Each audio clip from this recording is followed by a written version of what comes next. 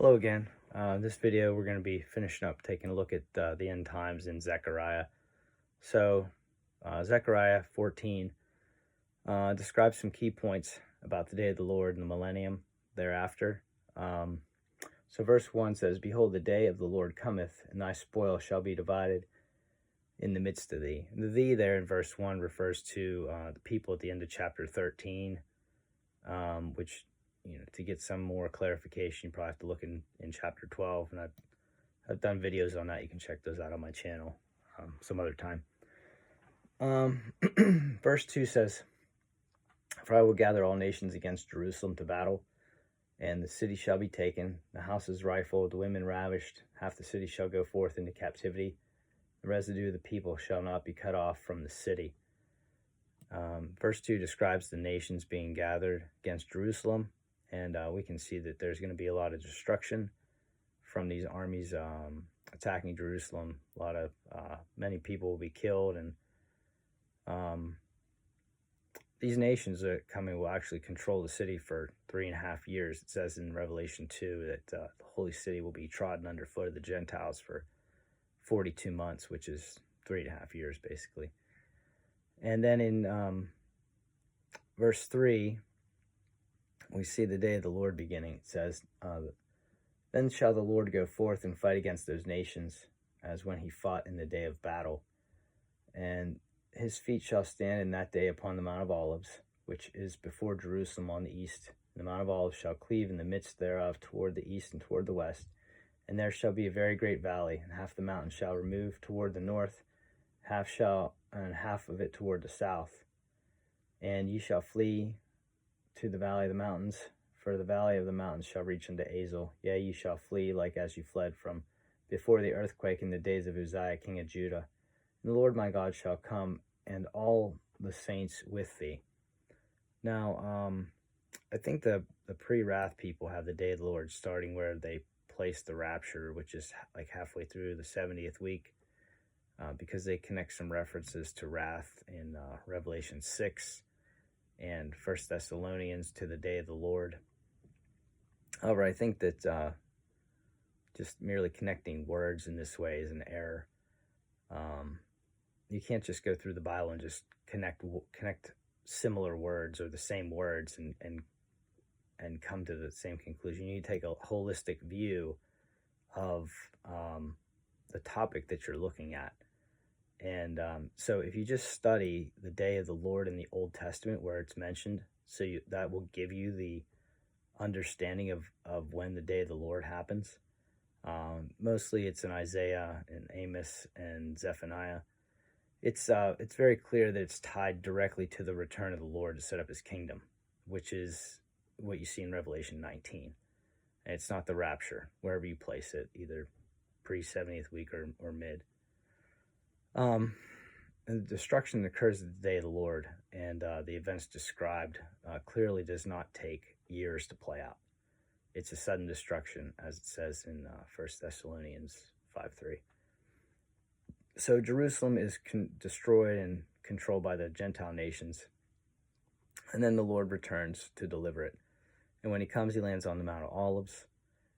It will split in two, creating a very great valley that runs east and west. And apparently people will be fleeing Jerusalem into this valley. And it says, like in the days when people fled the earthquake during King Uzziah's time. The earthquake's not discussed in the Bible, except being referenced in passing in Amos 1:1. Verses 6 and 7, it says, "It shall come to pass in that day that the light shall not be clear nor dark, but it shall be one day which shall be known to the Lord, not day nor night. But it shall come to pass that at evening time it shall be light." Now, I'm not exactly sure what that means, honestly. But remember, the day of the Lord is the day of darkness. And before the day of the Lord, the sun, the moon, the stars stop shining. So there is no light coming from them, but Christ is light, so there may be light coming from him. And actually may, because he can manifest the light to whoever he wants in whatever way. Remember, when the Lord stood in the pillar between Pharaoh's army and the children of Israel, it was darkness to them, but light to Israel. So he can choose to be light, or, to whoever he wants to, or, choose for them to have darkness around them if he wants to. So that may be what's going on here. I'm just giving you some thoughts that I have on these verses. So verse 8 starts to get into the millennium. Excuse me. It shall be in that day, the living water shall go out from Jerusalem, half of them toward the former sea, and half of them toward the hinder sea. In summer and in winter it shall be. I just feel more coughing coming on. It's on the tail end of a cold here, and it's just your throat gets that way sometimes when you're got post-nasal drip and all that good stuff. Praise the Lord. So we see the living waters mentioned, which I connect to Zechariah 13:1, Joel 3:18, and Ezekiel 47. And the rest of the chapter seems pretty self-explanatory to me. We'll read down through it. Verse 9. The Lord shall be king over all the earth. In that day shall there be one Lord, his name one, and all the land shall be turned into a plain from Geba to Rimmon, south of Jerusalem. It shall be lifted up and inhabited in her place, from Benjamin's gate into the place of the first gate, to the corner gate, and from the tower of Hananiel unto the king's wine presses. Men shall dwell in it, and there shall be no more utter destruction, but Jerusalem shall be safely inhabited. This shall be the plague wherewith the Lord will smite all the people that have fought against Jerusalem. Their flesh shall consume away while they stand upon their feet, and their eyes shall consume away in their holes, and their tongue shall consume away in their mouth. It shall come to pass in that day, the great tumult from the Lord shall be among them. They shall lay hold on every one, the hand of his neighbor, and the hand shall rise up against every hand of his neighbor. So I take that to mean, like, there's several times in the Bible where there's battles that Israel would go into, and God would just cause, like, the people they're fighting against to just kill each other, and Israel wouldn't even have to do anything. That kind of sounds like what this is here. Plus, God's also, killing them with this plague in their flesh and their eyes and all that stuff. It says, and Judah shall also fight at Jerusalem, and the wealth of all the heathen round about shall be gathered together, the gold and silver and apparel in great abundance. So the Israelites will end up, profiting and spoiling all these people that have come against them in the end. And so shall be the plague of the horse, of the mule, and the camel, and the ass, of all the beasts that shall be in these tents as this plague. It shall come to pass that every one that is left of the nations which came against Jerusalem shall even go up from year to year to worship the King, the Lord of hosts. So now you're getting into the millennium after this battle, to keep the Feast of Tabernacles. And it shall be that whoso will not come up of all the families of the earth to Jerusalem to worship the King, the Lord of hosts, even upon them shall be no rain. And if the family of Egypt go not up and come not, and have no rain, there shall be the plague wherewith the Lord will smite the heathen that come not up to the Feast of Tabernacles. This shall be the punishment of Egypt, the punishment of all the nations that come not to keep the Feast of Tabernacles. And in that day shall there be upon the bells of the horses holiness unto the Lord. And the pots in the Lord's house shall be like the bowls before the altar. Yea, every pot in Jerusalem and in Judah shall be holiness unto the Lord of hosts. And all they that sacrifice shall come and take of them, and see therein. And in that day there shall be no more Canaanite in the house of the Lord of hosts. And I think it specifically mentions Canaanite. I think maybe that's talking about, like, how the Gentiles came up and destroyed Jerusalem, and I think that's just talking about. I could be wrong, but I think that's referring to like Gentiles and just lost folks in general coming up and just being in a place where they shouldn't be in the house of the Lord. Whatever the economy is that's going on there in that time. And I think some folks here find the Feast of Tabernacles to be a real head scratcher, because this would indicate at least some Old Testament economies, Jewish practices returning in the millennium. You'll see them talk about new moons and Sabbaths and things of that nature in other end times prophetic books that we'll look at here going forward. And especially, for the covenant people, replacement people, whatever you want to call them, this is, these types of things are like mystifying, because they've already determined that Israel as a people in the future is not really a thing anymore. However, we clearly see, and that's why we're looking, it's the point of us looking at these passages, that you see, for one, from these prophecies about the day of the Lord in the millennium, that we'll continue to see Israel in the future. Additionally, people find the Feast of Tabernacles kind of in general challenging, because that means animal sacrifices as well, because there was sacrifices at the Feast of Tabernacles. And they think it's impossible, because they view the sacrifices as like an abomination with respect to Christ's sacrifice. And I'll talk more about that when we look at like Ezekiel's temple.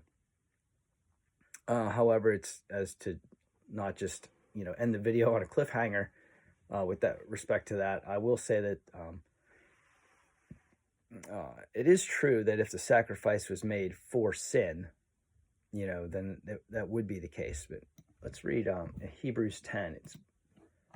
Let's read Hebrews 10, because this is a book to the Hebrews. It was basically telling them, look, there is no more, because of what Christ did, there's no more sacrifices for sin. So you can't go back to those old things for sin. I'm not sure where to start here to start looking at that. We'll just read the chapter, because I didn't bake this into the preparation of the video, so I'm not sure where these verses are. I just know it's in this chapter. It says, for the law, having a shadow of good things to come, and not the very image of the things, can never, with those sacrifices which they offered year by year, continually make the comers thereunto perfect. I believe that's a reference to the Day of Atonement, where they'd make that sacrifice for the sins for the nation once a year on the 10th day of the 7th month. For them would they have not have ceased to be offered, because that the worshippers once purged, should have no more conscience of sins. But in those sacrifices there's a remembrance again made of sins every year. For it is not possible that the blood of bulls and goats should take away sins. Wherefore, when he cometh into the world, he saith, sacrifice and offering thou wouldest not, but a body hast thou prepared me. In burnt offerings and sacrifices for sin, important to pay attention to that phrase, burnt offerings and sacrifices for sin, thou hast had no pleasure. Then said I, lo, I come. In the volume of the book it is written of me, to do thy will, O God. Above, when he said, sacrifice and offerings and burnt offerings and offerings for sin thou wouldest not, neither hadst thou pleasure therein, which are offered by the law. Then said he, lo, I come to do thy will, O God. He taketh away the first, that he may establish the second, by the which we are sanctified through the offering of the body of Jesus Christ once for all. And every priest standing daily, ministering and offering oftentimes the same sacrifices, which can never take away sins. But this man, after he had offered one sacrifice for sins forever, sat down at the right hand of God, from henceforth expecting till his enemies be made his footstool. For by one offering he hath perfected forever them that are sanctified. Wherefore the Holy Ghost also is a witness to us, for after he had said before, This is the covenant I will make with them after those days, saith the Lord. I put my laws in their hearts, and their minds will I write them, and their sins and iniquities will I remember no more. Now, hold on, pause the video a second. All right, I can't remember exactly where I was at. I think verse 18 here. Now where remission of these is, there is no more offering for sin. Having therefore, brethren, boldness to enter into the holiest by the blood of Jesus, by a new and living way, which he hath consecrated for us, through the veil, that is to say, his flesh, and having an high priest over the house of God, let us draw near with a true heart and full assurance of faith, having our hearts sprinkled from the evil conscience and our bodies washed with pure water. Let us hold fast the profession of our faith without wavering, for he is faithful that promised. Let us consider one another to provoke unto love and to good works, not forsaking the assembling of ourselves together as the manner of some is, but exhorting one another, and so much the more as ye see the day approaching. For if we sin willfully after that we have received the knowledge of the truth, there remaineth no more sacrifice for sins, but a certain fearful looking for of judgment and fiery indignation, which shall devour the adversaries. I think that's probably far enough to get the gist of what it's saying here. Right, so we saw in Hebrews there that it says there remaineth no more sacrifice for sins, and we saw that he was died once for sins. You can see I was repeated over and over again about sacrifices for sins. However, many of the sacrifices made in the Old Testament were not for sins. They were more like ceremonial law keeping.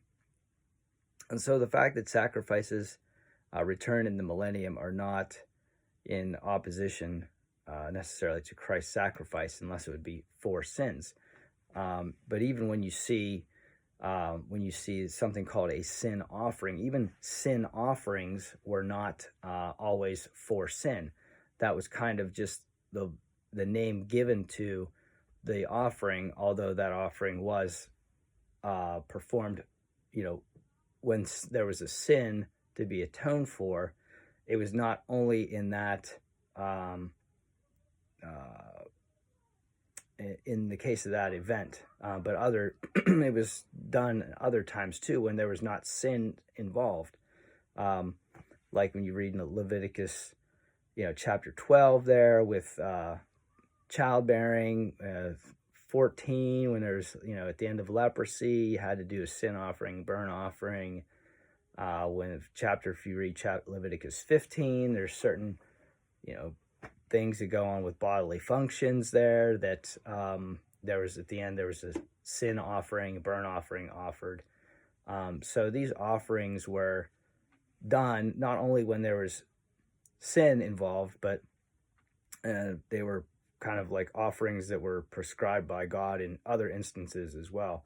And I think, say, well, it's a sin offering. Well, I think that's the name of the offering. If you read the beginning of Leviticus, like the first 4 chapters or so, it describes the different offerings that are offered, and when you do those offerings, in what manner and how, the order that it's done, and what you're supposed to do with the animal, and so on and so forth. So,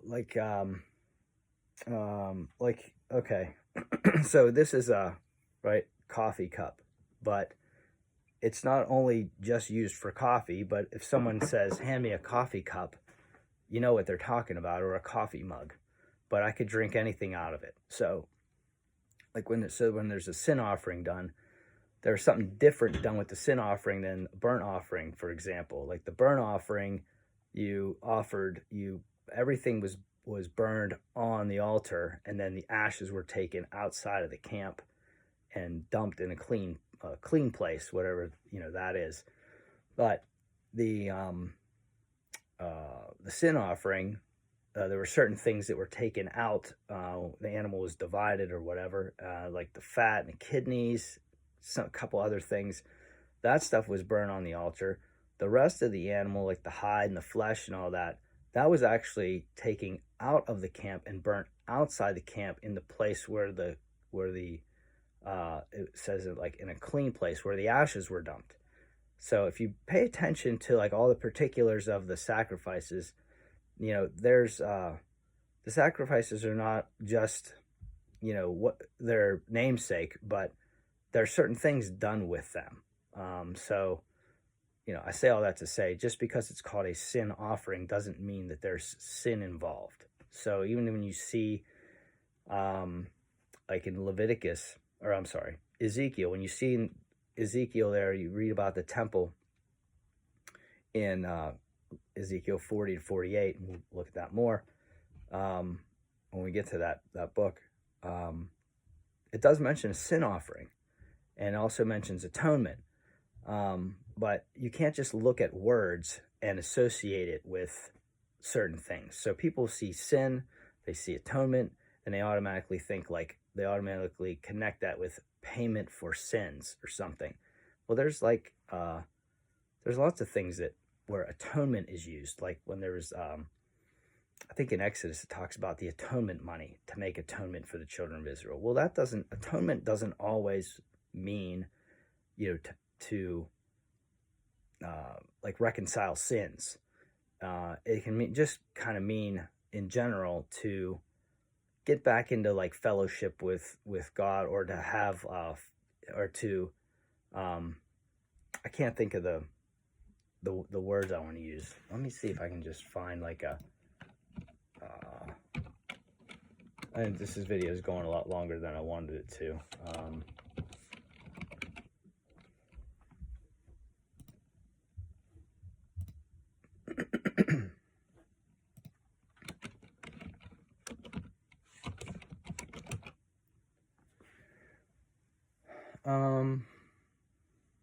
Let's see, is there, oh, okay.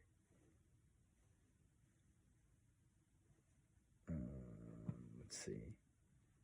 So the first definition of atonement is agreement, concord, reconciliation. It says reconciliation after enmity or controversy.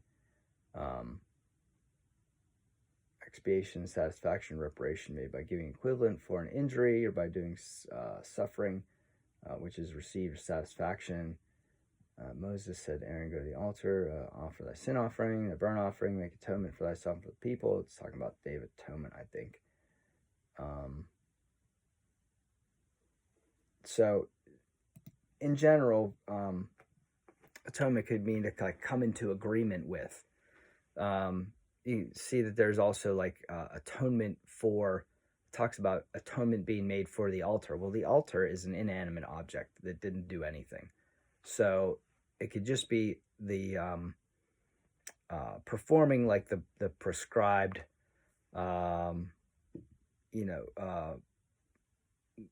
order of events, or what God is telling you needs to be done in order to come to agreement with Him for a particular thing. So anyway, I again say all that to say, just don't just look at certain words that you generally associate with certain things and think that that's the only application of the word. So anyway, wrapping it up, putting a bow on this, just because you see sacrifices in the millennium in prophecies does not mean that is something that goes against the sacrifice of Christ, which we'll kind of got ahead of on another video that when I was going to talk about Ezekiel. But we'll look at that more, and I'll probably rehearse that a little more orderly in that next video. So that's all for Zechariah. I'll see you in the next one.